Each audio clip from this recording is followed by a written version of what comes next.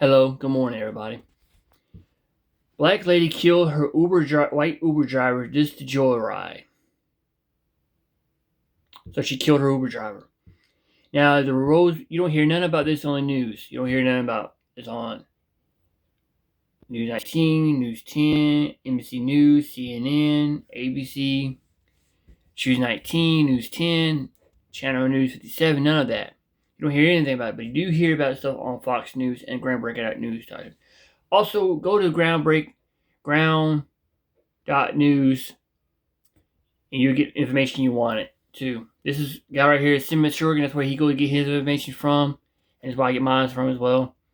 Anyway, if the roles were reversed, you hear about a whole entire month, but you don't hear about it. So let that sink into y'all. So let's get into the video, shall we?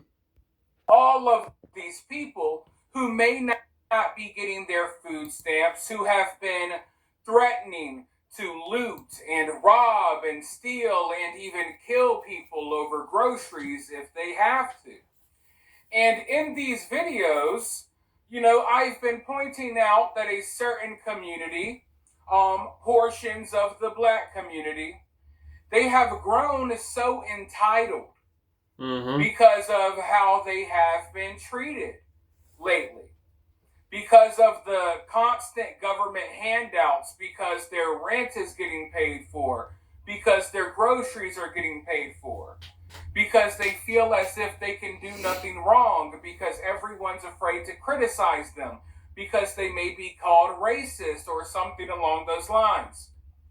Because of this coddled behavior, because we have been treating this community of people like toddlers that we constantly have to take care of, a lot of these people, they have grown so entitled that they have these crazy outlooks on life.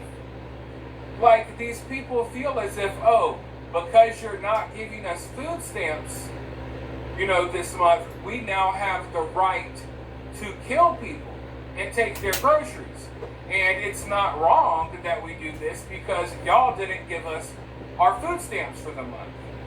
So these people feel like they're so entitled that they think nothing of even taking other people's lives in order to, make things more convenient for them.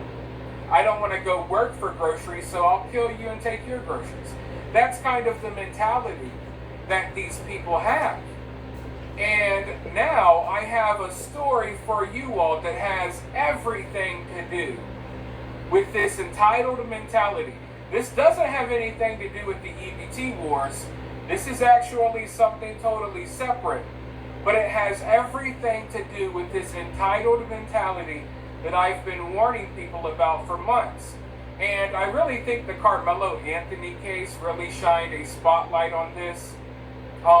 Seeing people celebrate when a black kid murdered a white kid for no reason, raise him a lot of money, say he did nothing wrong.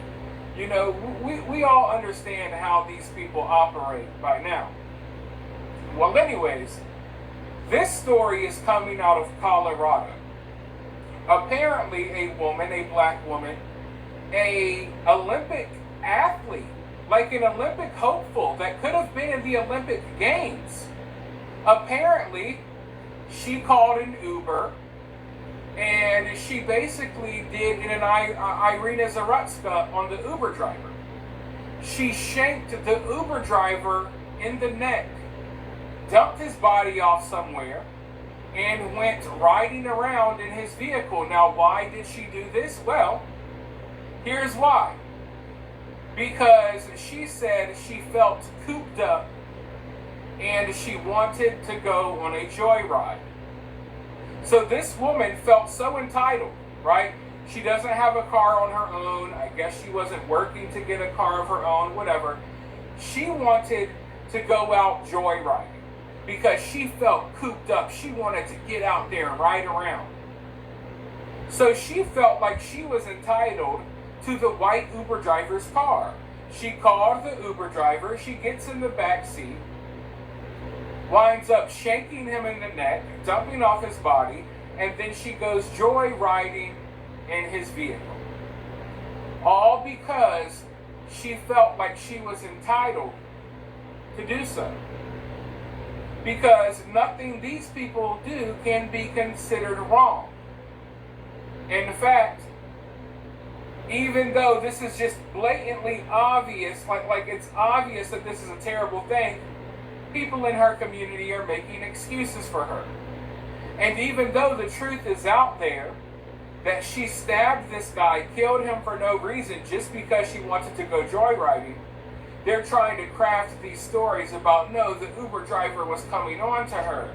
And, oh, no, she fell asleep in the car and she woke up and the Uber driver was trying to, SA her or R-word her. And she pulled out a knife and stopped him. But all of this stuff, it's lies. But you see, it's not enough that they kill white people. They also demonize the white people that they kill afterwards by making up all of these fake excuses. It's crazy, but we're seeing this all too often in this country, right? All too often.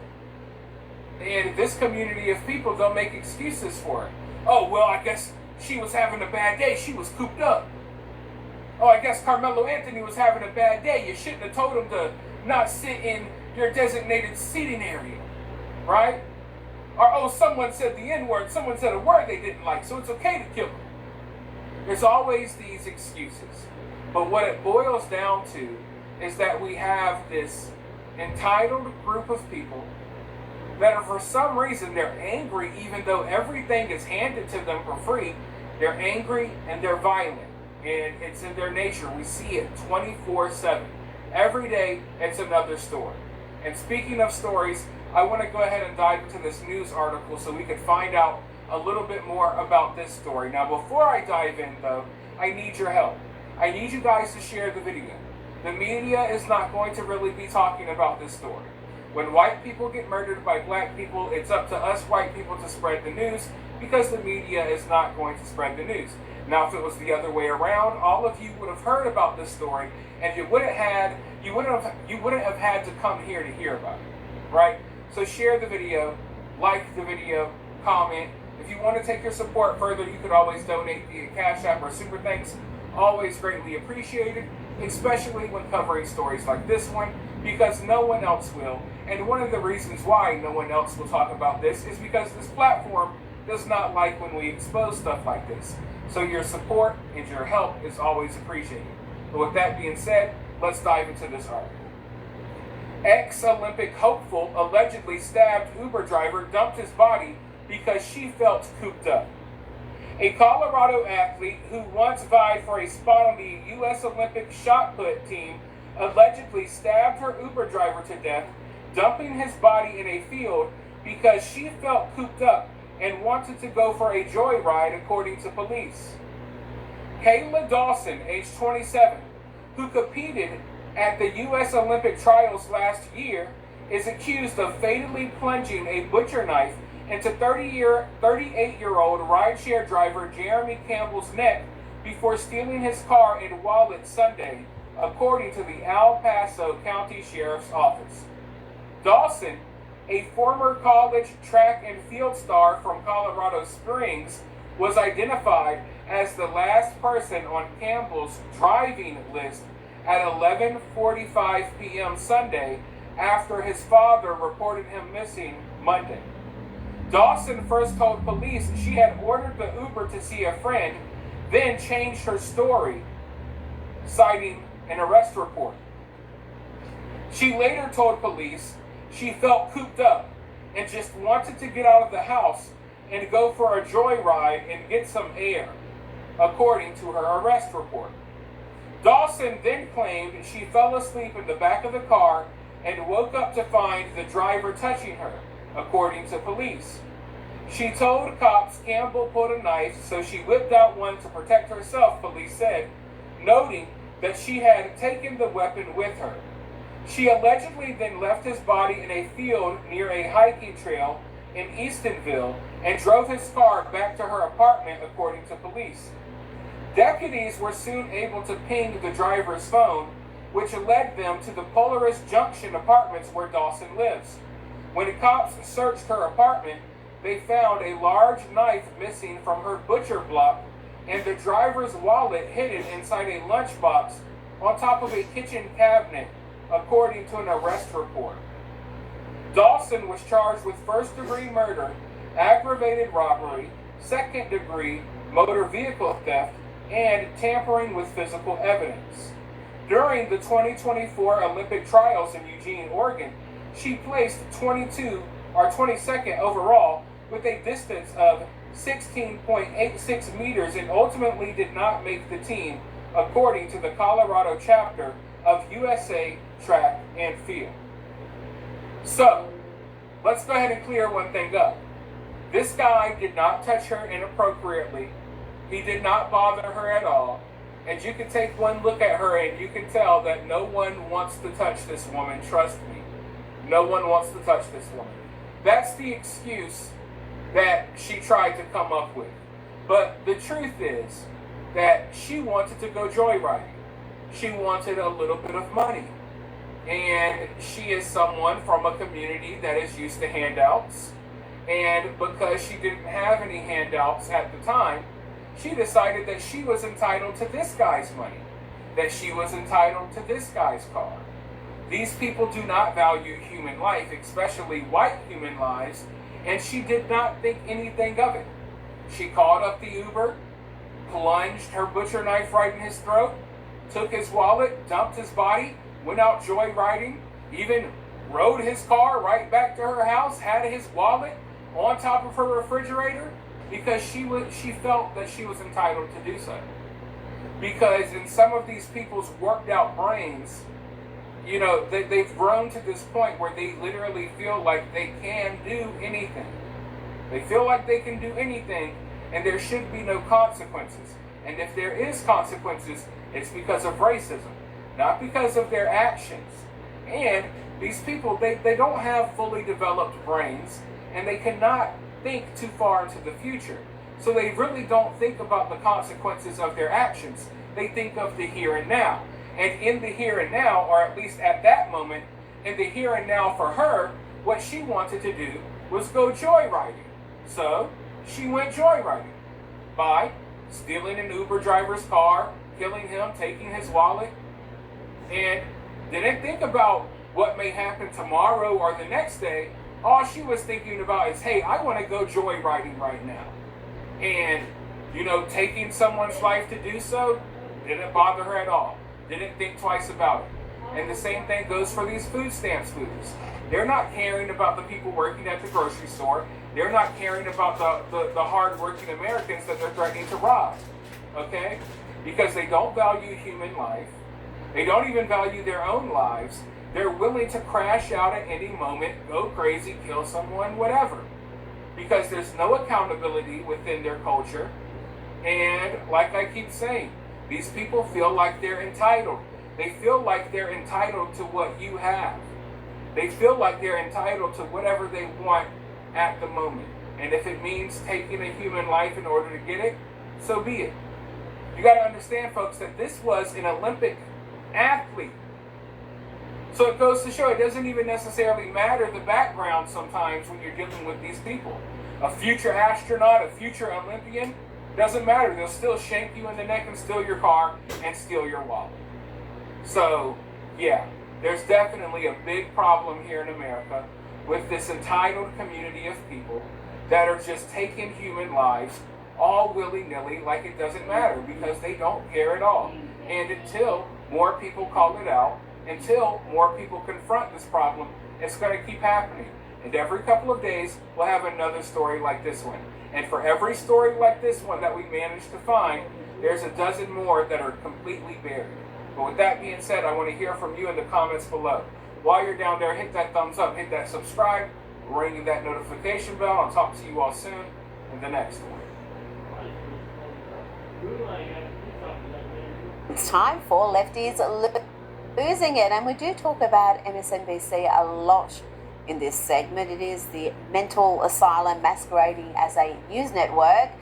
We have an embarrassment of lefties losing it. Riches there, Rachel Maddow, Nicole Wallace, Joe Scarborough, Jen Psaki, and this next guy, Lawrence O'Donnell, who often gets overlooked because, let's be honest, he's quite boring. But be no doubt, he's as demented as they come. They don't care. Scold, Stop the hammering. Stop the hammering out there. Who's got a hammer? Where is it? Where's the hammer? Where's the hammer? Where is the hammer? Well, let's look at Lawrence's latest output. Here he goes on a wacky, fact-free rant. And just imagine what sort of a fringe-dwelling loon you have to be to think CNN is too pro-Trump.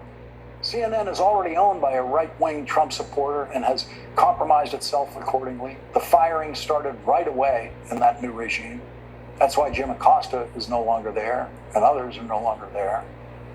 And everyone who remains has become much more careful in anything they might even think of saying about Donald Trump. And now CNN eagerly pays a Trump supporter to lie on CNN every day and night for Donald Trump. Firstly, CNN is owned by Warner Brothers Discovery. It's a publicly traded company. It is virulently anti-Trump day and night. And the so-called liar that Lawrence claims is degrading the station is often the lone conservative on panels of 4 or 5 pundits all leaning left. Yes, this unseemly meltdown was all about Scott Jennings. An MSNBC anchor has lost it because CNN has a lone conservative on some of its panels to provide some level of balance. Paying Scott Jennings to lie about Donald Trump is money very well spent. Scott Jennings, who used to be an aide to Senator Mitch McConnell, was not always a rabid, lying Trump supporter.